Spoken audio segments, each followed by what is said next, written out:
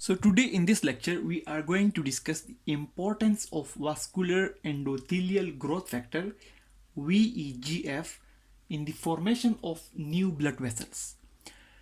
Basically we are discussing the local and humoral control of blood flow by the tissues. We have discussed in detail that how the tissues control their own blood flow, and the blood flow control could be acute or could be long term. We discussed in detail acute control of blood flow, and we also discussed long term control of blood flow.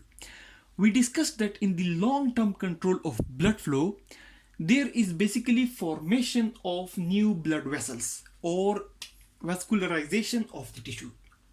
Formation of new blood vessels.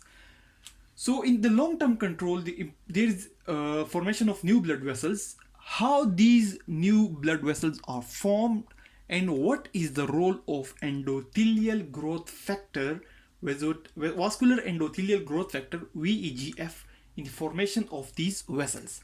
So, suppose for example we have a muscle, a tissue over here, and this tissue is basically supplied by this blood flow to this tissue is basically supplied by a blood vessel. Now the demand of this blood vessel has increased. Demand of this blood vessel, this tissue, for example, this is a muscle, for example. This man has got admission in a gym, or he has started a gym, and he's exercising regularly. His muscles are now going to get hypertrophied, or there is a formation of a tumor, or due to any reason like hyperthyroidism, the demand of the muscle has increased. It is now demanding more oxygen and nutrients.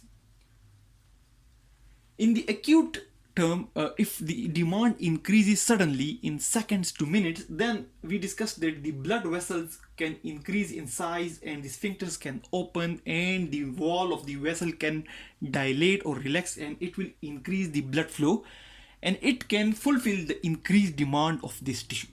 But in the long term, if the demands of the muscle or the tissue has increased for a long time, then we need long term control of blood flow, and the long term control of blood flow means there will be formation of new blood vessels. Apart from increasing the diameter of the blood vessels, which mostly occur in the acute control, in the long term control there will be new vessel formation. New blood vessel formation. More blood vessels will bring more blood, and the vascularity of the tissue will increase, and it will be able to meet the high demands. Now, how the vessels formation occur and what is the role of VEGF? Now, first of all, the first step in the formation of the blood vessel is, here we have an existing blood vessel. The first step in the formation of a new blood vessel formation is dissolution of basement membrane. In the blood vessel, we have a basement membrane which is present outside the endothelial. Here is the lumen, here is the blood flowing, here the blood is flowing in the vessel. Here we have the endothelial cells, and outside the endothelial cells we have the basement membrane, and then outside the basement membrane we also have smooth muscle layers depending upon the type of blood vessel, whether it's a capillary, it's an arteriole, it's a vein, a venule, whatever. Now the first step is that there will be dissolution of the basement membrane. The basement membrane will dissolve. Now you see this basement membrane here, it will dissolve. It will dissolve like this. It will also dissolve like this on this side. Then there will be new endothelial cells formation. These are the endothelial cells, and these endothelial cells will start forming on this side, on the side on which the basement membrane has dissolved. We can have two different layers or two different tubes coming out from the original. Now here we have this tissue, and the demand for the nutrients and the oxygen in this tissue has increased. Demand has increased. So the supply of oxygen and nutrients has suddenly decreased initially. Supply has decreased. Due to this decreased supply of oxygen and nutrients, some growth factors, most importantly the vascular endothelial growth factors and the fibroblast growth factor and angiogenin,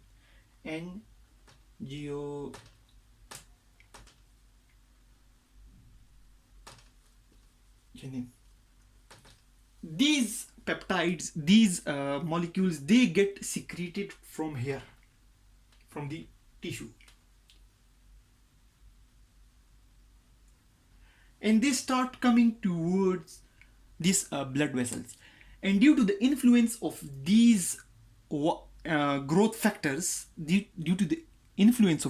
factors, the basement membrane has initially dissolved, and now the endothelial cells are forming, new endothelial cells are forming, and they are connecting with each other in such a way that they are forming tubes like structure. And the direction of these tube like structure is towards this endothelial factor, the growth factor. The direction of these tubes is towards these growth factors. So the growth factors, they are coming from the muscle, because the muscle is having a lot of demand for the oxygen and nutrients. To meet the demand, the more blood flow should come, and more blood flow will only come through more blood vessels. So the tubes start growing toward this factor. When they start growing toward this factor,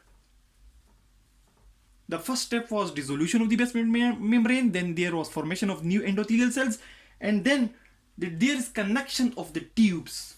These two tubes, which are basically formed due to the endothelial cells, then they connect with each other.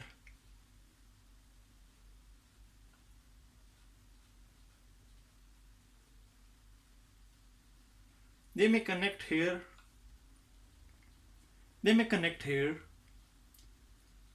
and then this may connect here.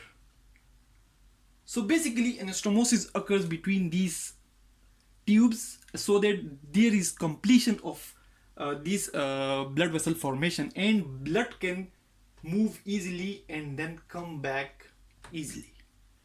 Now the final step is the formation of smooth muscles.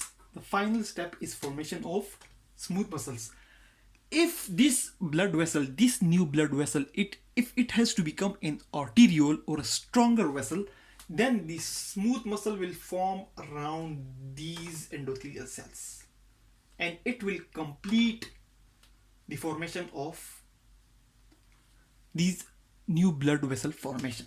So basically all these steps, the dissolution of the basement membrane, the new endothelial cell formation, the connection of the tubes that are formed due to formation of new endothelial cells, and then formation of the new smooth muscle cells around these tubes, all of these are influenced due to the vascular endothelial growth factors, the fibroblast growth factor, and angiogenin. And this process is known as angiogenesis.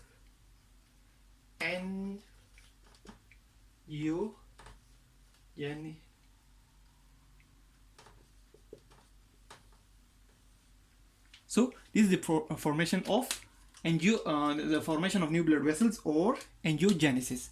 So the importance of vascular endothelial growth factor or other growth factors in the long-term control of blood flow to the tissues is that it helps in the formation of new blood vessels. And the steps of the new blood vessel formation is that initially growth factor comes and the basement membrane is dissolved, then there is formation of new endothelial cells, and the direction of the endothelial cells is toward this growth factor, the side from where these factors are coming. And then these endothelial cells connect with each other and form tube-like structure, and the formation of the vessel is complete. If this is an arteriole or a stronger vessel, then smooth muscle cells, if this depend whether it will become an arteriole or a capillary or a venule, will depend upon the amount of blood flow. If more blood has to flow, then definitely it will become an arteriole, and if a small amount of excessive blood has to flow through these vessels, then it will become a capillary or a venule, whatever. So if it has to become a stronger vessel, then smooth muscle formation also occur. So that's all about the importance of vascular endothelial growth factor, VEGF, in the formation of new blood vessels, and its contribution in the long-term control of blood flow. Thanks a lot for watching the video.